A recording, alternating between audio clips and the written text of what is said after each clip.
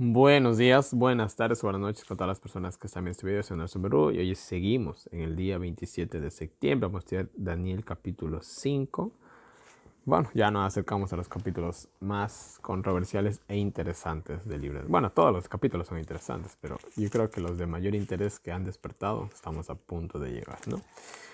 Y bueno, una vez más agradecer a todas las personas que apoyan y colaboran con el Ministerio de Profecías Bíblicas. Muchas gracias por apoyarme y ayudarme a seguir con el año bíblico, que no ha sido tampoco nada fácil, pero con la ayuda de Dios todo se puede, ¿no?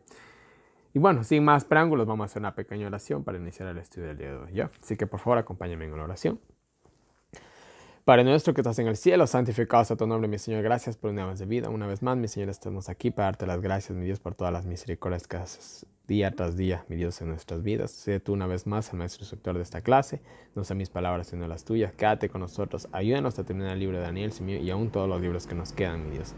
Que todo esto sea para honra y gloria de tu nombre. Te lo pedimos sin merecerlo, en el nombre de tu amado Cristo Jesús. Amén.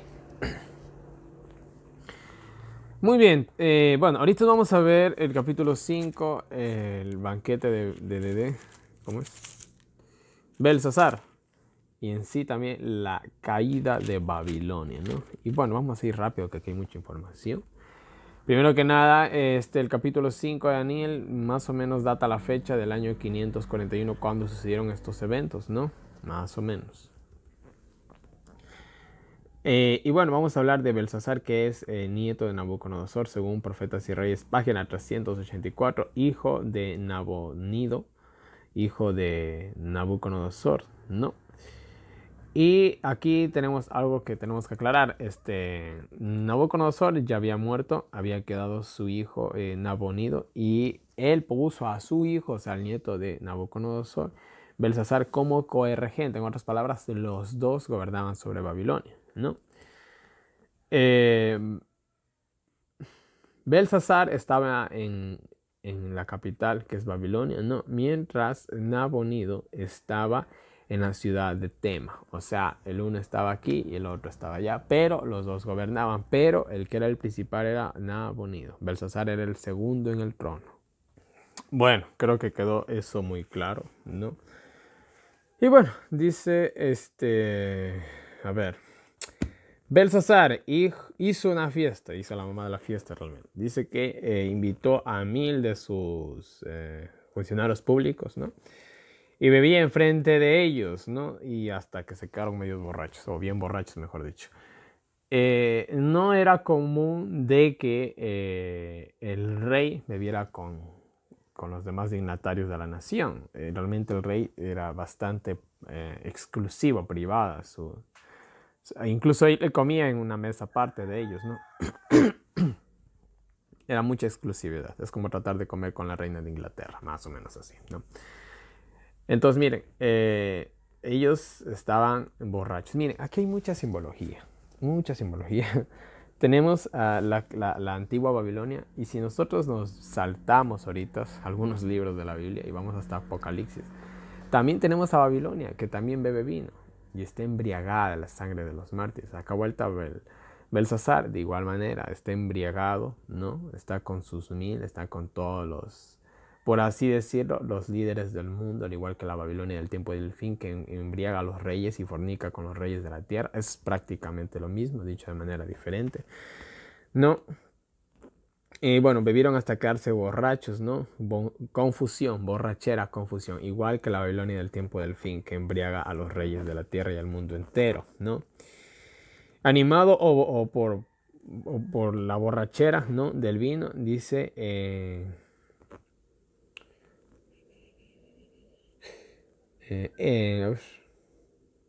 mandó a ver los vasos de oro y de plata, ¿no? Que Nabucodonosor había traído de Jerusalén para beber en ellos.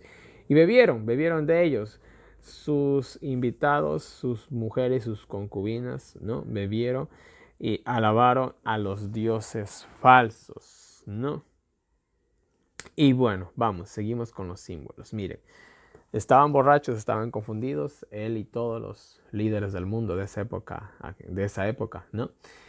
Mandaron a ver las cosas de Dios, los vasos sagrados de Dios, para mezclarlos con el vino, y con esos vasos sagrados cogieron y alabaron a los dioses extraños. Entonces ahí tenemos la mezcla de lo santo con lo profano, ¿no? Se mezcla lo santo con lo profano. Es lo mismo que hizo la religión católica. Cogió, se metió en la religión, ¿no? Cogieron lo que es la religión pagana y la convirtieron bueno, le pusieron el título de cristiana cuando era todo lo contrario. Entonces, miren, acá es lo mismo. Él está haciendo lo mismo. Está mezclando lo vano, lo sagrado con lo profano, ¿no? Primera de Corintios 10, 20, 21. No podéis beber de la copa de Dios y de la copa de los demonios. O sea, blanco o negro, sí o no, Dios o Baal, llámenlo como quiera, ¿no?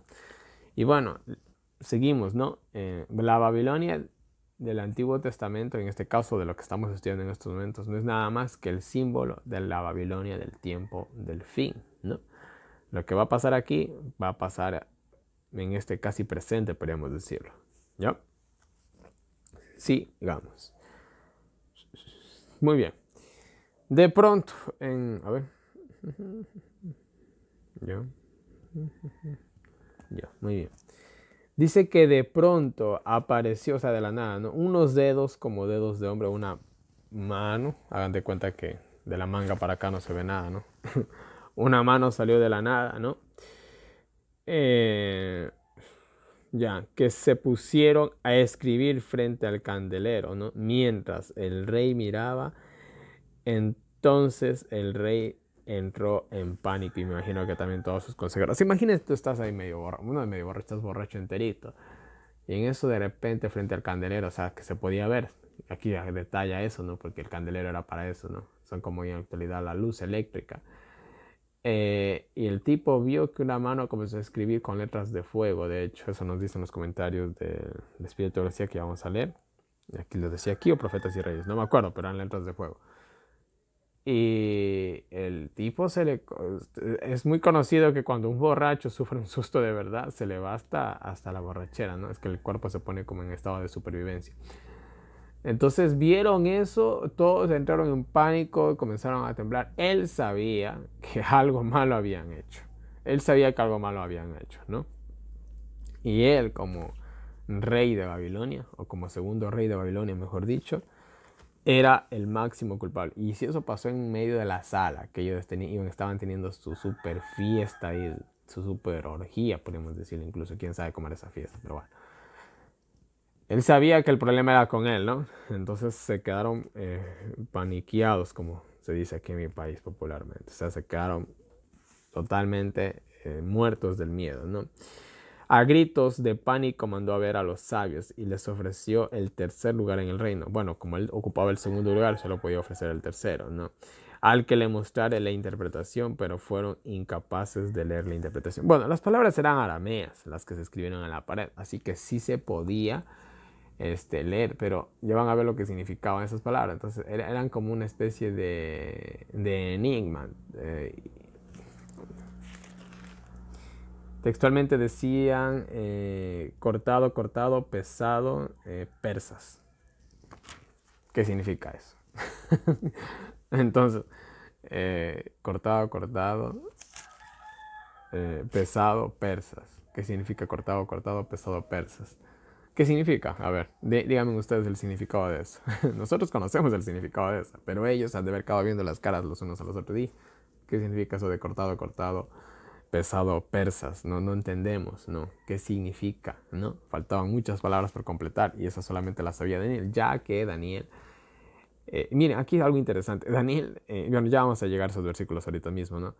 Pero la caída de Babilonia se había profetizado, ya lo vimos en el año bíblico, pues se había dado hasta el nombre del conquistador de Babilonia. Entonces Daniel, como un estudioso de la palabra de Dios, conocía perfectamente. Es como hay personas que cogen y me preguntan, hermano Nelson, ¿por qué está pasando esto en tal parte?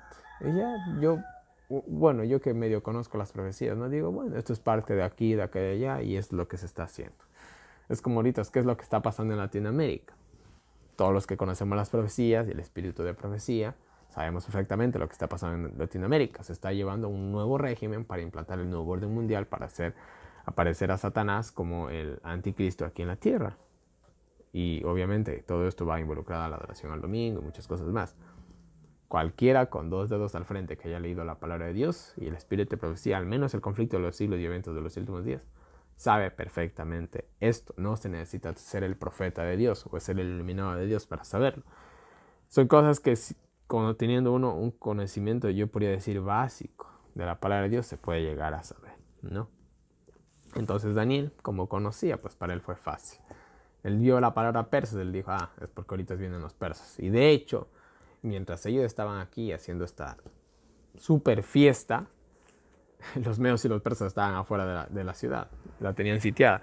Pero como los muros de Babilonia eran una cosa extraordinaria, tenía alrededor de 25 metros de ancho, en serio les digo, 25 metros de ancho. ¿Qué arma de ese mundo antiguo podía derribar un muro de 25 metros de ancho? Tal vez un misil o una bomba de hoy en la actualidad podría hacer esa hazaña. Tal vez. Pero en el mundo antiguo, ¿qué ibas a botarla ahí? Con resta de muro. Rocas. Pero bueno. Entonces miren, esto estaba pasando también, ¿no? Pero como Babilonia era imposible de penetrar, es más fácil, creo, o es más fácil ahorita entrar en la biblioteca del Vaticano que entrar en Babilonia en esa época. Ellos estaban tranquilos, cogieron y mejor hicieron una fiesta en burla de que los medos y los persas no iban a poder poner un dedo dentro de Babilonia, pero hubo un pequeño descuido.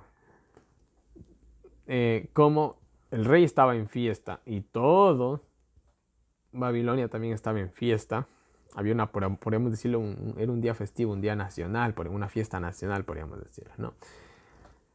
Pero bueno, cuando tiene que pasar, tiene que pasar. Se había descuidado las puertas de donde pasaba. ¿Se acuerdan la imagen que ustedes tienen, ¿no? De cómo era Babilonia? Por medio de ella pasaba el río Éufrates y eso hacía a la ciudad muy próspera, ¿no? Y había agua constante. Entonces, obviamente que la entrada para el río no estaba desprotegida, habían sus rejas, ¿no? Pero irónicamente se habían olvidado de poner el seguro a las rejas. Entonces las rejas estaban abiertas. Entonces vino Darío y Ciro y cogieron y desviaron el agua del río, del cauce del río. Bajó obviamente el cauce del río al punto que ellos pudieron entrar caminando. Entraron. Por ahí tal vez sintieron algo de resistencia, pero se apoderaron de la ciudad. La ciudad tenía un punto débil, y ese punto débil que tenía que ser el más resguardado. Yo de Belsasar ponía unos 1000 guardias las 24 horas del día ahí, en ese punto, ¿no? Pero bueno, cuando Dios dice algo, simplemente se tiene que cumplir, ¿no? Pero bueno, fue un error muy tonto el de ellos al descuidar el punto más débil de Babilonia, ¿no? Entonces, miren, seguimos en el relato que me salté bastante de la historia, pero no importa, ahí estamos en la historia, ¿no? Bueno, la cosa es que los sabios no podían interpretar. Las letras de ahí estaban brillando en fuego.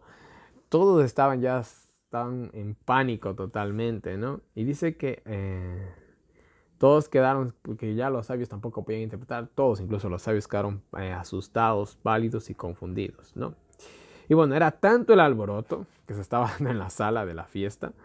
Dice que la reina madre, que sería la abuela de Belsasar, ¿no? Según Profetas y Reyes, página 387, ¿no?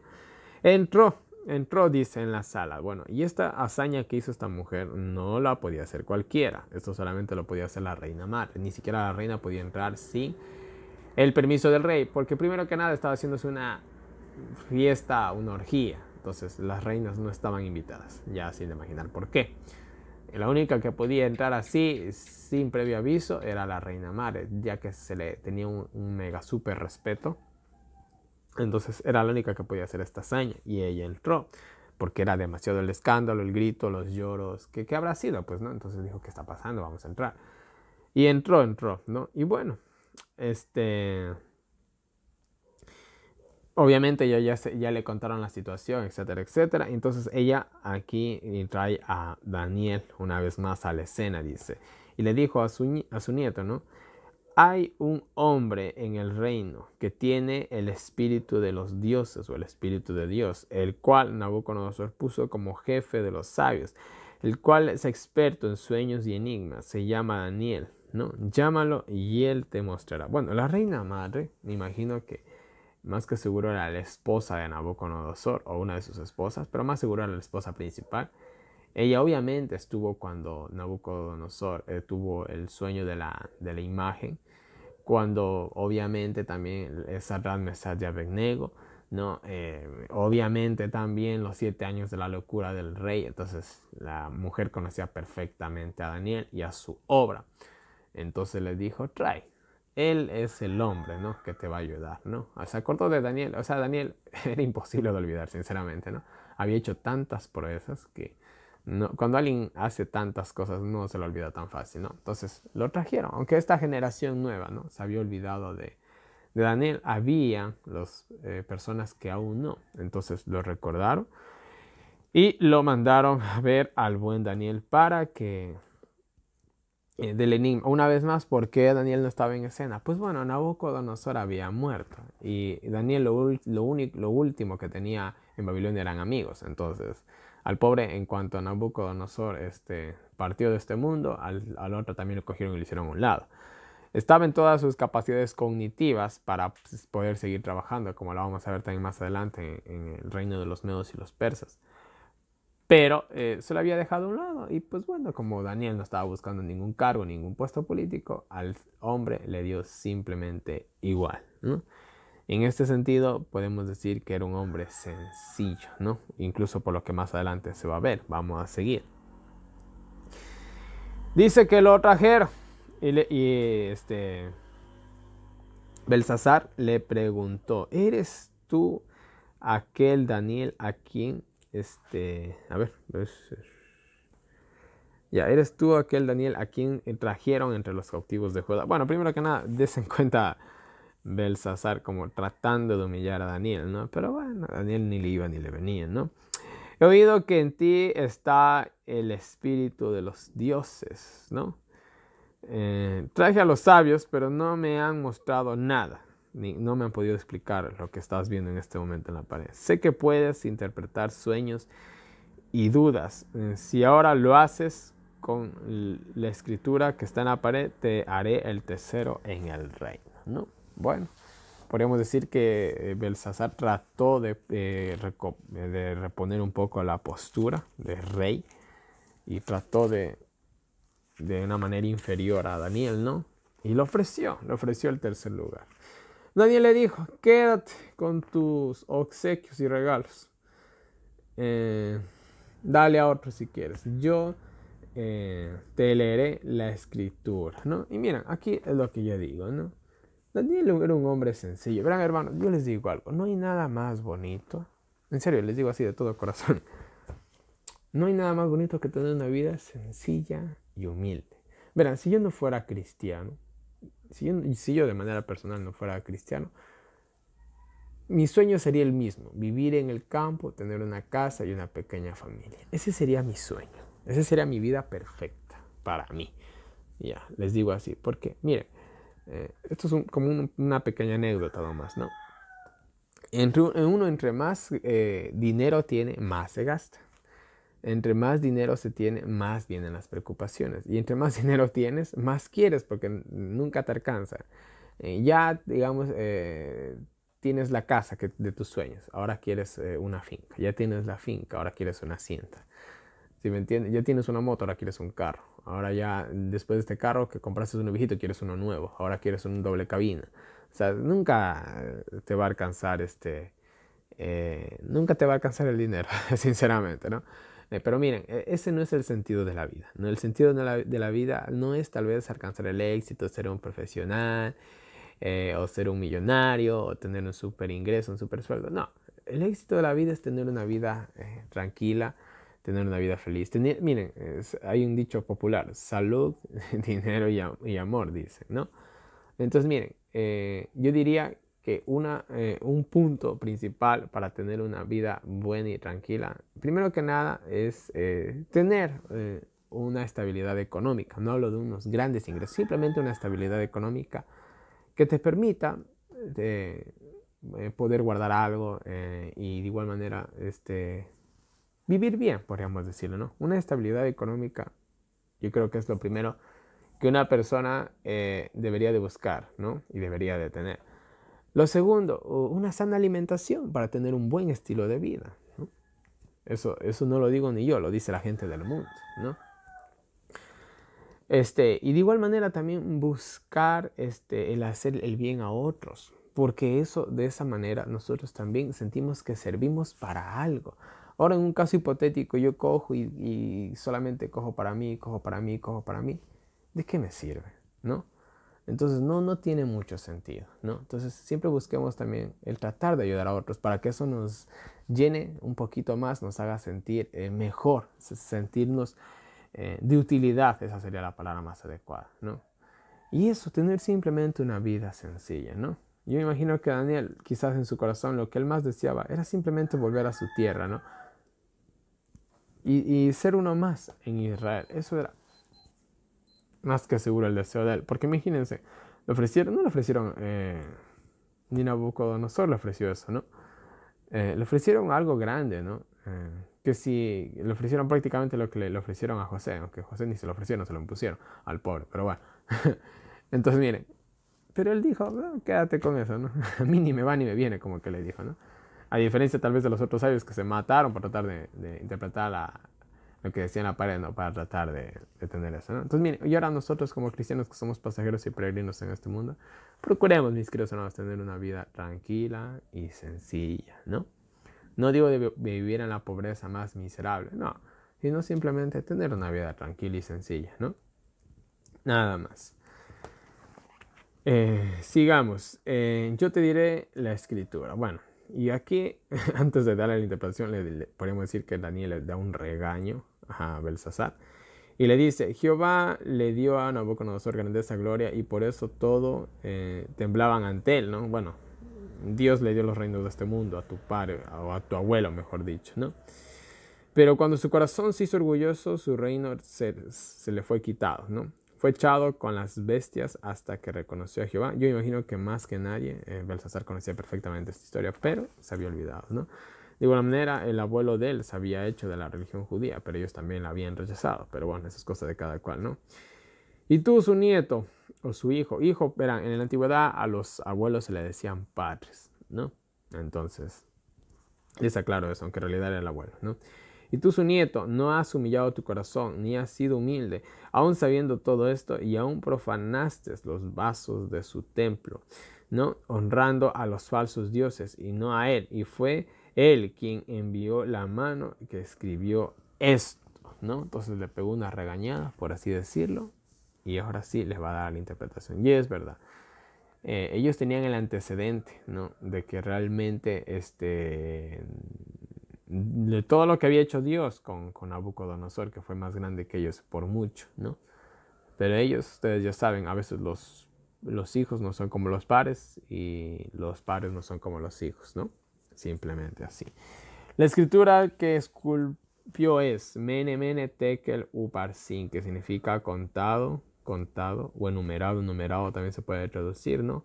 Tekel, pesado, Uparsin se puede traducir como persas o división, división o persas, que podríamos quedarnos con la palabra persas, ¿no? Entonces podríamos ponerlo así, contado, contado, pesado, persas, ¿no? Esta es la interpretación del asunto. Mene, como contó Dios tu reino y le ha puesto fin. ¿Por qué dos veces contado, contado? Los medos y los persas, pues los dos había habido una especie de alianza o coalición, ¿no? De estos dos reinos, se hicieron fuertes y pues bueno, ¿no? Fueron contra Babilonia, que era el epicentro del mundo, y si aquella Babilonia, pues apoderaban del mundo, y eso fue lo que pasó, ¿no? Pesado, pesado, pesado ha sido en balanza y fuiste hallado falto. Perdón, Mene, contó Dios tu reino y le ha puesto fin. Tekel, pesado ha sido en balanza y fuiste hallado falto. Pérez, tu reino ha sido dividido y dado a los medos y a los persas, ¿no? Y bueno, ahí queda la interpretación, ¿no? Entonces, simplemente era la sentencia final de que en este momento iban a entrar prácticamente por las puertas del palacio los medos y los persas, y hasta ahí llegaba, ¿no? Y bueno, los persas con el tiempo también absorbieron a los medos, ¿no? Entonces por eso en la historia se escucha más de los persas que de los medos también. Un dato más adicional. Y bueno, dice que Belsasar lo vistió de púrpura, puso su collar, le puso un collar de oro, ¿no? Y lo nombró el tercero en el reino. Bueno, él como rey cumplió su palabra simplemente, ¿no? Aunque Daniel no quiso. Y si Daniel llegó a aceptar todo esto, ¿no? Simplemente lo hizo para que Dios sea honrado, y la otra también para poder ayudar a su pueblo, ¿no? Porque al fin y al cabo, ¿no? O sea, si él estaba en un puesto de encumbrado, podía de cierta manera también ayudar a su pueblo. Entonces yo creo que Daniel nunca fue alguien que pensó en sí, sino siempre en su pueblo también, debido a todo lo que ha mostrado su carácter, ¿no? En esa misma noche fue muerto Belsasar, ¿no? Recibió el reino Darío, el medo, que tenía 62 años. Y bueno, Darío era tío de Ciro el Grande también, como se lo conoce en la historia, ¿no? Y esta es la historia prácticamente del capítulo 5. Y ahora miren, les voy a leer datos adicionales respecto a la caída de Babilonia, ¿no? La caída de Babilonia fue profetizada, esto ya lo vimos, pasamos por eso, en el profeta Isaías y el profeta Jeremías, específicamente Isaías capítulo 21 versículos 4, 5 y 9, capítulo 13 versículos 1 y 17, Jeremías capítulo 51 versículos 1, ¿qué escribí ahí? Creo que es 11 o 12 y versículo 28, no he escribido mal. Bueno, Jeremías 51 en general. Y bueno, Dios nombró a Ciro, lo nombró con nombre y apellido, podemos decirlo, y eso lo podemos ver en Isaías capítulo 44 versículos 26 al 28 y capítulo 45 versículo 1, ¿no?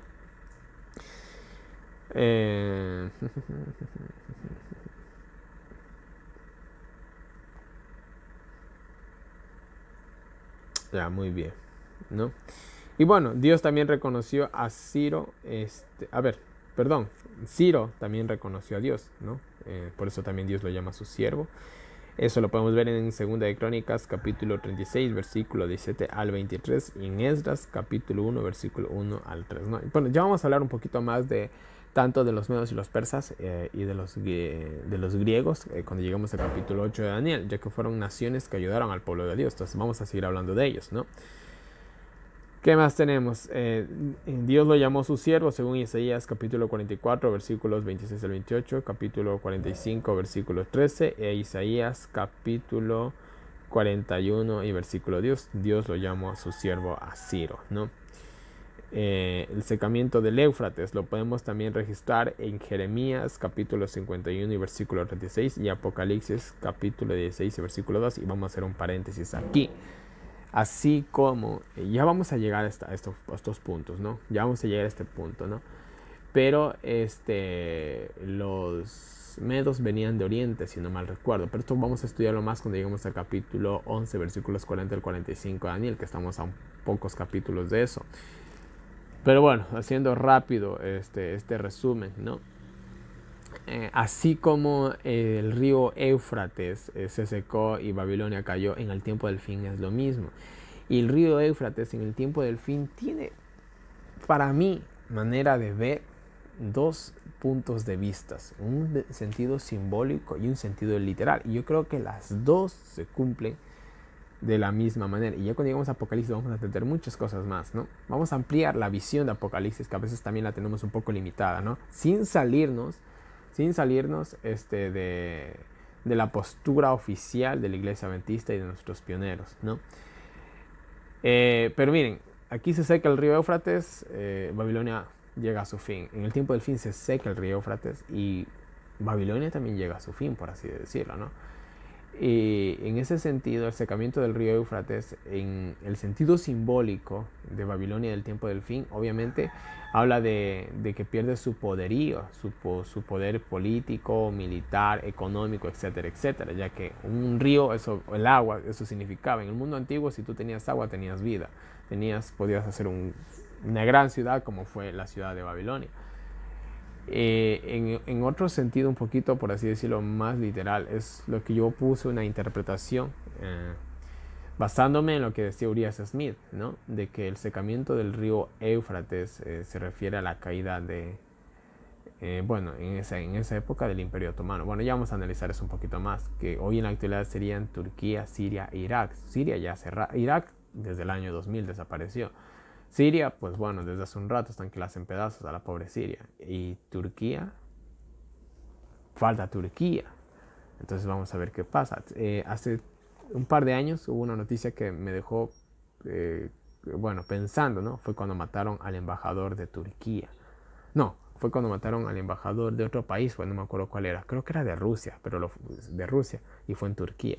Fue algo que a mí me llamó muchísimo la atención. Dije, un acontecimiento tan increíble en Turquía, muy posiblemente también signifique esto, ¿no? El secamiento del río Éufrates. También significa esto, pero en un sentido más explícito, es un sentido espiritual del debilitamiento de Babilonia, ¿no?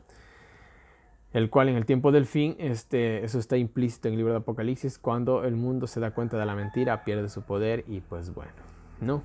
Prepara a los reyes del oriente, una vez más, se repite la historia, ¿no? Y bueno, hay mucho que decir. Ya vamos a llegar a Apocalipsis, vamos a dejarlo simplemente ahí, ¿no? Entonces, miren, se seca el río Éufrates y bueno, pasa lo que pasa. Tanto en la antigua Babilonia como en la Babilonia moderna sucede este acontecimiento, ¿no? Estaba profetizado que iba a quedar desolada, según Jeremías capítulo 50, versículos 1, 3 y 39, capítulo 51, versículos 36 y 37, ¿no? Y miren, había una sentencia, a Babilonia iba a quedar desolada. Alejandro Magno, que fue, ya hablamos un poquito de él, ¿no? El general más grande de la historia del mundo, quizás, quiso reconstruirla ya que estaba en un punto estratégico y era una gran ciudad. El año que se propuso eso, y dice que puso a 10.000 hombres a trabajar, y el año que se propuso eso, ese año murió. Entonces, creo que firmó su sentencia de muerte con esa acción. Entonces Dios dijo, no se va a volver a reconstruir Babilonia, va a quedar desolada. Y fue así, y tuvo que ser así porque era mandato divino, ¿no? Entonces, bien, tenemos estos paralelismos, ¿no? De la antigua Babilonia con la moderna Babilonia. Y hay mucho más que decir, ¿no? Pero lo vamos simplemente a dejar aquí. Esto lo hemos de recordar cuando estemos en Apocalipsis. Hemos de retomar una vez más el estudio de Daniel capítulo 5, simplemente repasándolo, ¿no? Porque así como cayó la antigua Babilonia, caerá la moderna. Ellos estaban borrachos, estaban en una fiesta, estaban en la cumbre del poderío mundial, pero de la nada se secó el río Éufrates, vinieron los invasores de Oriente, la sitiaron, la destruyeron, y a su máximo jefe, que era Belsasar, en la capital de Babilonia. Acordémonos que Nabonido estaba en tema, pero él era otra historia. Lo mataron, al igual que a la mujer de Apocalipsis 17, en el capítulo 18 la matan, ¿no? Y la destruyen, ¿no? O sea, la historia es la misma, contada de manera diferente, mis queridos hermanos, ¿no? Vamos a las citas del espíritu de profecía. Solo tenemos 2 citas nomás, pequeñitas. Sí, 2 citas pequeñitas. Y nos dice así la primera. Se sintió la presencia de un huésped invisible. Y dice, un vigilante que no fue reconocido, pero cuya presencia era un poder de condenación, contempló esta escena de profanación. Pronto el huésped invisible, que no había sido invitado, hizo que se sintiera su presencia. Y lo hizo sentir, ¿eh? En el momento en que la sacrílega orgía estaba en su punto máximo, miren, justo lo que les decía, ¿no? Al igual que Babilonia en el tiempo del fin está en su cumbre, ¿no? Apareció una mano incruenta y escribió palabras de juicio condenatorias sobre la pared del salón del banquete. Palabras ardientes procedieron de los movimientos de la mano. Mene, mene, tekel, uparsin. Se escribió con letras de fuego, ahí está lo que les decía. Fueron pocos los caracteres trazados por aquella mano en la pared frente al rey. Claro, fue una escritura bien corta, ¿no? Pero mostraron la presencia del poder de Dios, ¿no? Belsasar se atemorizó, o se aterrorizó, diría yo. Se despertó su conciencia, se le fue la borrachera. Lo embargaron el temor y el recelo que siempre acompañaban al culpable. Cuando Dios infunde temor a los hombres, estos no pueden ocultar la intensidad de su terror. Estaban aterrorizados. Los grandes hombres del reino quedaron alarmados. Su blasfema profanación de las cosas sagradas se transformó en un momento. Un frenético terror superó a todo dominio propio. El rey trató en vano de leer las ardientes letras. Se encontraba ante un poder demasiado formidable para él. No podía leer la escritura. O no la podía leer o no la podía entender. No entendemos muy bien esta cuestión, pero la cosa es que los pobres se les ha pasado que cuando están nerviosos no pueden ni hablar. Pues bueno, posiblemente les pasó algo así, ¿no? Y la cita final... Ah, no, perdón, solo había visto una cita. Este es del capítulo 6. Casi les leo la del capítulo 6, ¿no? Entonces, hasta ahí nomás llega. Entonces, miren, mis queridos hermanos, ¿no? Una lección más tenemos de Daniel. Como cayó la antigua Babilonia, va a caer la Babilonia moderna. Estaba en su borrachera, estaba en su máximo punto de alegría, de excitación. Profana los vasos sagrados. En el tiempo del fin vuelta van a profanar al pueblo de Dios, ¿no? Pensando que lo han destruido, lo van a destruir, ¿no? Y de repente la mano en la pared. En este caso podríamos decir que serían las copas de ira, ¿no? Y bueno, o los 4 vientos que se sueltan sobre la tierra también, ¿no? Es interesante, ¿no? Que lo que escribido en la pared sean 1, 2, 3, 4 palabras. En Apocalipsis se habla de los 4 vientos, ¿no? Que son liberados y pues bueno, se derraman las 7 copas de ira como consecuencia de la liberación de los 4 vientos, ¿no? Bueno, señores, Dios no hace nunca nada al azar, ¿no? Entonces, esto fue lo que va a suceder. Van a venir los reyes del oriente, ¿no? Y van a destruir a Babilonia. O va a venir Dios también. Dios muchas veces, la salvación muchas veces viene del oriente, ¿no? Ya vamos a llegar a Daniel 11 y vamos a analizar un poquito más esto con el rey del norte y el rey del sur y las noticias de oriente, ¿no? Por el momento vamos a dejar el estudio aquí y ya mañana al capítulo 6, al 7, al 8, al 9 y nos vamos de largo. Ven a las profecías más interesantes. A mí me encanta. Sinceramente, entre más difícil el estudio, para mí es mejor. Me pone como un desafío. Soy masoquista en ese sentido. Entonces ya viene el capítulo 6, que tenemos lecciones increíbles, Daniel en el foso de los leones, y viene el fascinante capítulo 7, 8, 9. Bueno, el 10 podemos decirlo, un descanso. Viene el capítulo 11. Yo de manera personal les voy a decir algo. He estudiado el capítulo 11 de Daniel de manera parcial. Los versículos finales también. Así que Daniel 11 para mí va a ser un desafío total. No tengo un conocimiento claro de eso. Es el capítulo que siempre he esquivado en el libro de Daniel, porque no me he sentido preparado. Yo cuando no siento que estoy en la capacidad de entender algo mejor, no lo hago. Y el capítulo 2, ese sí lo conozco muy bien, ¿no? Y ya también les voy a regalar muchos diagramas y muchas cositas, ¿no? Y bueno, mis queridos hermanos, una vez más en pantalla tienen toda mi información de contacto para todas las personas que me quieran agregar o usar. Para recibir los enlaces del Año Lúdico, los audios del Año Lúdico, preguntas, sugerencias, colecciones, cualquier cosita, háganme llegar por ahí. Ahí tienen las diferentes maneras en las que me pueden colaborar para seguir en el Ministerio de Profecías Bíblicas. Mis queridos hermanos, muchas gracias por su colaboración, apoyarme en este proyecto y para poder seguir adelante y en los posibles proyectos que hemos de seguir teniendo en el futuro, mis queridos hermanos, ¿no?